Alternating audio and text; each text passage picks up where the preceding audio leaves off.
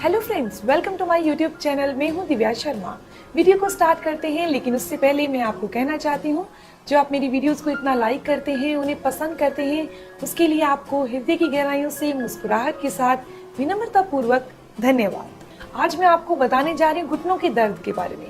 घुटनों का दर्द किन लोगों को ज्यादा होता है। कुछ लोग ऐसे हैं जिनको उठने में बैठने में बहुत तकलीफ आती है घुटनों के दर्द के कारण। उनको डायबिटीज है या हार्ट पेशेंट है वो, और जब डॉक्टर के पास जाते हैं तो डॉक्टर उनको कहते हैं अपना वजन घटाइए, आप वॉक करिए, चलिए, लेकिन वो यही कहते हैं कि हम चलें कैसे, हमारे तो घुटनों में दर्द होता है। चाहे आपका वेट चाहे कितना भी ओवर है, कितने भी आप फैटी हैं, लेकिन आपके घुटनों का दर्द ठीक हो सकता है। आपके घुटने दोबारा नए जैसे हो सकते हैं अगर आप मेरी ये वीडियो देख रहे हैं। तो अगर इस ट्रीटमेंट को अगर आप फॉलो करते हैं, इसमें बताई गई सावधानियों को अगर आप फॉलो करते हैं, तो वो दिन दूर नहीं है कि जब आप ये कहेंगे कि मेरे घुटने अब पहले जैसे हो चुके हैं, मैंने चेंज नहीं करवाए, बदलवाए नहीं है, लेकिन अब वो बिल्कुल ठीक है। तो उसके लिए आपको इस वीडियो को सुनना होगा और इसे अमल करना होगा, यानी फॉलो करना होगा। तो आपने क्या करना है, सबसे पहले आपको एक चीज बता दूं कि इस वीडियो में मैं कवर करूंगी कि आखिर किन कारणों से घुटनों का दर्द होता है, इसके लक्षण क्या हैं। बहुत सारे लोगों को ये होगा कि लक्षण क्या होंगे, घुटनों में दर्द होगा। नहीं, लक्षणों को भी जानना जरूरी है। उसे अकेला घुटनों का दर्द आप नहीं समझिए। इसके अलावा इस वीडियो में जानेंगे ट्रीटमेंट और सावधानियां, और आपने कौन से टेस्ट करवाने हैं अगर आपके घुटनों में दर्द है, ताकि आपको पता चले कि आखिर वो दर्द किन कारणों से हो रहा है। तो सबसे पहले आपको बता दूं कि अगर आप 30 या 35 से ऊपर हो चुके हैं तो आपको सिक्योर होने की जरूरत है। 60 साल के बाद अगर कोई इंसान अपने घुटनों का चेकअप करवाता है तो एक्सरे में या फिर चेकअप में उनकी हड्डियों में, उनके घुटनों के अंदर ऑस्टियोआर्थराइटिस नहीं आता है, यानी कि घुटनों के दर्द की समस्या उनके अंदर हो चुकी है। तो आखिर ये किन कारणों से होती है, इसे कैसे दूर करें। तो आपको छोटी सी एक ऐसी चीज बताने जा रही हूँ जिससे आपको पता चल जाएगा कि आखिर घुटनों का दर्द किन लोगों को ज्यादा होता है। फिर जानेंगे कि हमने इसका ट्रीटमेंट कैसे करना है। तो एक सेकेंड, एक चीज देखिएगा, हमारे जो घुटने होते हैं ना, वो 4 हड्डियों से मिलकर बने होते हैं। 4 हड्डियां होती हैं, 2 नहीं होती, 4 हड्डियों से मिलकर बने होते हैं। पहली और ऊपर वाली हड्डी को, यानी कि जो घुटना जो होता है ना, उसके ऊपर वाली हड्डी को फीमर कहते हैं। नीचे वाली एक हड्डी को टीबिया कहते हैं, तो दूसरी को फिबुला कहते हैं। और बीच में उनके एक चक्की बनी होती है, जिन्हें आम तो चक्की कहते हैं, लेकिन उसे मेडिकल भाषा में पैटिला कहते हैं। इस जो चक्की होती है ना, इसके अंदर एक फ्लूइड भरा होता है। इस चक्की के अंदर एक फ्लूइड भरा होता है जिसे साइनोवियल फ्लूइड कहते हैं। कुछ लोग इसे लुब्रिकेंट कहते हैं, लेकिन उस फ्लूइड का नाम है साइनोवियल फ्लूइड। इसके अंदर साइनोवियल फ्लूइड भरा होता है जो कि टोटली कैल्शियम का बना होता है। ये कैल्शियम का बना एक साइनोवियल फ्लूइड है, जिसे मेडिकल भाषा में कुशन भी कहा जाता है। इसे कुशन क्यों कहा जाता है तो ये भी बता दूं, क्योंकि ये जो साइनोवियल फ्लूइड है ना, ये इन तीनों हड्डियों के ऊपर एक जैसे शनील एक सॉफ्ट सा कपड़ा होता है ना, उस तरीके से चढ़ा होता है। इनके ऊपर एक कोटिंग चढ़ी होती है साइनोवियल फ्लूइड की, कैल्शियम से बने साइनोवियल फ्लूइड की एक कोटिंग इनके ऊपर चढ़ी होती है। जब भी हम चलते हैं ना, तो ये आपस में इस तरीके से टकराते हैं। इस तरीके से घुटना मुड़ता है धीरे धीरे, लेकिन जब मुड़ता है, अगर ये साइनोवियल फ्लूइड जो है पूरा है, उसमें कोई खराबी नहीं आई, हमारे कुशन नहीं घसे, तो कोई आवाज नहीं होगी, कोई दर्द नहीं होगा। लेकिन अगर ये साइनोवियल फ्लूइड जो है वो घस चुका है, खत्म हो चुका है, तो जैसे ही हमारे घुटने आपस में टकराते हैं तो दर्द होता है। तो इसी प्रॉब्लम को ऑस्टियोआर्थराइटिस नी कहते हैं, यानी कि साइनोवियल फ्लूइड के घसने को, खत्म होने को, कुशन के घटने को ही घुटनों का दर्द कहते हैं। तो अब जानते हैं कि ये किन कारणों से होता है। जब हमारे जो ये हड्डी है ना, ऊपर वाली हड्डी जो होती है, इसके ऊपर जो मसल चढ़ा होता है, मांस चढ़ा होता है, उसमें खिंचाव होने से भी घुटनों का दर्द होने लगता है। इसके अलावा इसके अंदर डिस्क भी बनी होती है। जो ये चक्की है ना, पैटिला है, इसके अंदर एक डिस्क बनी होती है। अगर वो डिस्क अपनी जगह से खिसक जाती है, हिल जाती है, बाहर की ओर हो जाती है, तब भी घुटनों के अंदर दर्द होने लगता है। इसके अलावा अगर हमारी हड्डियों में टेंडिनाइटिस आ चुका है, यानी घुटने धीरे धीरे मुड़ने शुरू हो गए हैं, तब भी दर्द होने लगता है।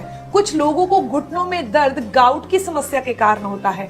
कुछ लोगों को घुटनों में दर्द रूमेटाइटेड अर्थराइटिस की प्रॉब्लम के कारण होता है। तो कुछ लोगों को घुटनों में दर्द किसी फ्रैक्चर के कारण होता है। तो अब मैं आपको बताने जा रही हूँ घुटनों का दर्द आपका कैसा भी है, चाहे तो गाउट के कारण है, ऑस्टियोआर्थराइटिस नी के कारण है, टेंडेनाइटिस के कारण है या फ्रैक्चर हो चुका है, तो हम घुटनों के दर्द को कैसे ठीक कर सकते हैं। अगर आप सावधानियों को फॉलो करें, ट्रीटमेंट को फॉलो करें, तो 100% आपको घुटने बदलवाने नहीं पड़ेंगे। वीडियो में आगे चलते हैं, लेकिन आपको मैं कहना चाहती हूँ कि अगर आपको ये वीडियो अच्छी लग रही है तो आप इसे लाइक जरूर करिएगा, क्योंकि आपके लाइक से मेरा मोटिवेशन अप होता है। तो चलते हैं वीडियो में आगे। तो अब मैं आपको बताने जा रही हूँ घुटनों के दर्द के लक्षण क्या हैं। आपको ये बात मजाक लगेगी, लेकिन आपको बताऊंगी तो आपको असलियत भी लगेगी। अगर आपके घुटनों का दर्द रात को सोते टाइम ज्यादा होता है तो ऑस्टियोआर्थराइटिस नी है, यानी आपके जो ये कुशन है ये घस चुका है। इसके अलावा अगर सर्दियों के दिनों में आपके घुटनों में दर्द ज्यादा होता है तो भी ये कुशन घस चुका है। इसके अलावा अगर आप बैठे हैं तो आपको कोई दर्द नहीं हो रहा, लेकिन जैसे ही आप चलना शुरू करते हैं, खड़े होते हैं, यानी कि घुटनों को मूव करते हैं, तो दर्द होता है आपके घुटनों में, तब भी आपको ऑस्टियोआर्थराइटिस नी है, यानी कि ये कुशन जो है घस चुका है, ये फ्लूइड जो है अंदर का साइनोवियल फ्लूइड खत्म हो चुका है। इसके अलावा घुटनों में फ्लेक्सिबिलिटी खत्म हो चुकी होती है, उनमें स्वेलिंग आ जाती है, स्टिफनेस आ जाती है घुटनों में, तो ये घुटनों के दर्द यानी कि ऑस्टियोआर्थराइटिस नी के लक्षण हैं। तो अब मैं आपको बताने जा रही हूँ कि इसका ट्रीटमेंट आपने कैसे करना है। सबसे पहली चीज साइनोवियल फ्लूइड, यानी जिसे कुछ लोग ग्रीस कहते हैं, तो कुछ लोग इसे लुब्रिकेंट कहते हैं, कुछ लोग इसे कुशन कहते हैं। तो इसको दोबारा पैदा करना होगा ताकि हमें घुटने बदलवाने की नौबत नहीं आए। इसे पैदा करने के लिए और वापस अपने घुटनों को नया जैसा बनाने के लिए दो चीजें आपकी बॉडी में होनी बहुत जरूरी है। अगर इन दो चीजों की कमी है तो कभी भी घुटने सही नहीं हो सकते। इसके अलावा सावधानियां जरूर जान लीजिए, क्योंकि ट्रीटमेंट तब तक असर नहीं करेगा जब तक आप लापरवाही करते रहेंगे। तो वो दो चीजों की बात सबसे पहले करते हैं। पहला है कैल्शियम और दूसरा है विटामिन डी। कैल्शियम और विटामिन डी हमारी गाड़ी के दो पहिए हैं, घुटनों को ठीक करने के दो पहिए हैं।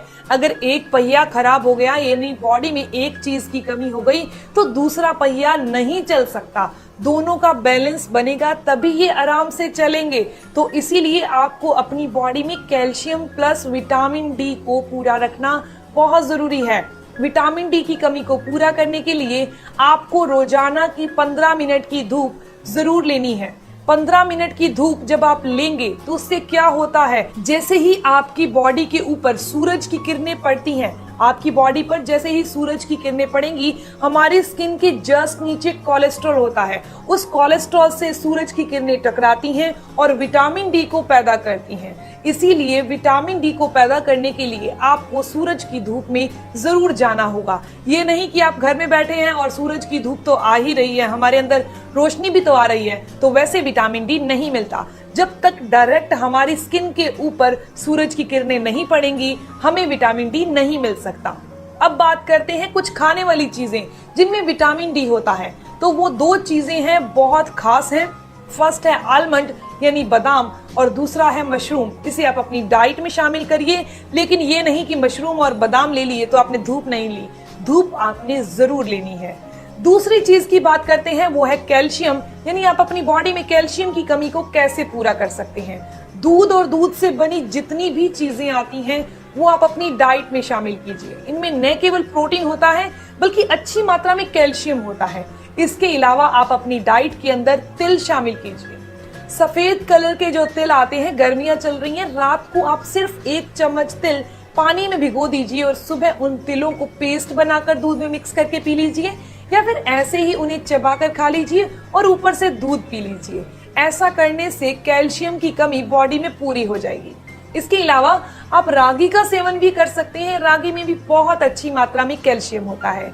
गुड़ और चने यानी भुने हुए चने और गुड़ का सेवन अगर आप एक साथ शाम के टाइम 4 से 5 बजे के बीच में करते हैं तो कैल्शियम की कमी और आयरन की कमी बॉडी में कभी नहीं हो सकती। अब बात की मैंने आपको ट्रीटमेंट की, मैं आपको कोई दवाई नहीं बता रही इस वीडियो में। ट्रीटमेंट के लिए कुछ ऐसे ही तरीकों को फॉलो करना होगा जिसके द्वारा आपकी बॉडी के अंदर कैल्शियम प्लस विटामिन डी की कमी पूरी हो सके, ताकि जो ये फ्लूइड है साइनोवियल फ्लूइड ये दोबारा बन जाए। जब आपके घुटने मुड़े तो आपको दर्द नहीं हो, यानी ऑस्टियोआर्थराइटिस नी की प्रॉब्लम दूर हो जाए। तो अब बात करते हैं कुछ सावधानियों की जो बहुत जरूरी है। सबसे पहली चीज, जो लोग भी एक्सरसाइज नहीं करेंगे, वॉक नहीं करेंगे, वर्कआउट नहीं करेंगे, उनकी बॉडी जाम हो जाएगी। जैसे कोई लोहे की चीज होती है, वो पड़ी रहती है तो उसमें जंग लग जाती है। उसी हिसाब से अगर हम अपनी बॉडी से मूवमेंट नहीं करवाएंगे तो उनके बीच के जो कार्टिलेज हैं यानी कुशन है, ये फ्लूइड है, खत्म हो जाएगा और घुटनों का दर्द आ जाएगा। इसके अलावा अपने वेट को कम कीजिए, क्योंकि हम जब चलते हैं तो हमारा सारा भार हमारे पैरों पर नहीं बल्कि हमारे घुटनों पर होता है, जो कि बहुत फ्लेक्सिबल हैं। हर फ्लेक्सिबल चीज का टूटने का और खराब होने का खतरा ज्यादा होता है। इसीलिए अपने वेट को कम कीजिए ताकि घुटनों के ऊपर भी भार कम पड़े।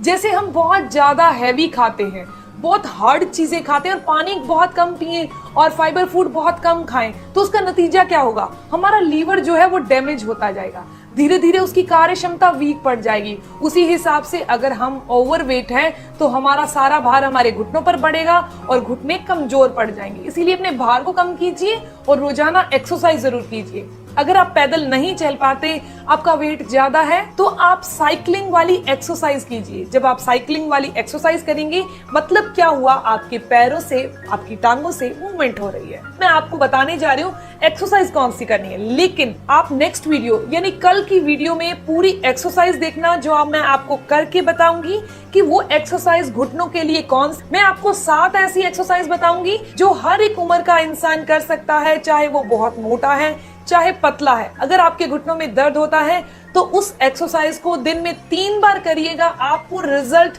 उसी टाइम मिल जाएगा।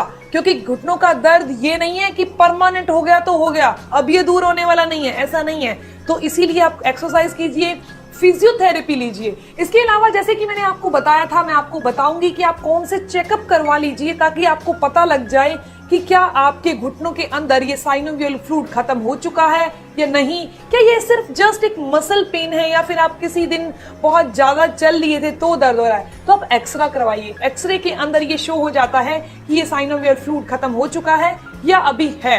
इसके अलावा आप सीटी स्कैन करवा सकते हैं और आप MRI भी करवा सकते हैं। तो ये थी बहुत ही खास इन्फॉर्मेशन। घुटनों के दर्द को ठीक करने के लिए हमें अपनी बॉडी में किन चीजों को पूरा करना है। अगर आपको ये इन्फॉर्मेशन अच्छी लगी तो आप लाइक जरूर करिएगा और अपने फ्रेंड्स के साथ जरूर शेयर करिएगा। अगर आप कुछ पूछना चाहते हैं तो अपने कमेंट्स के थ्रू जरूर पूछिए, आपके हर एक सवाल का जवाब जरूर दिया जाएगा। मिलते हैं नेक्स्ट वीडियो में, तब तक के लिए stay healthy, always be happy. Thank you for watching my video. Okay, bye.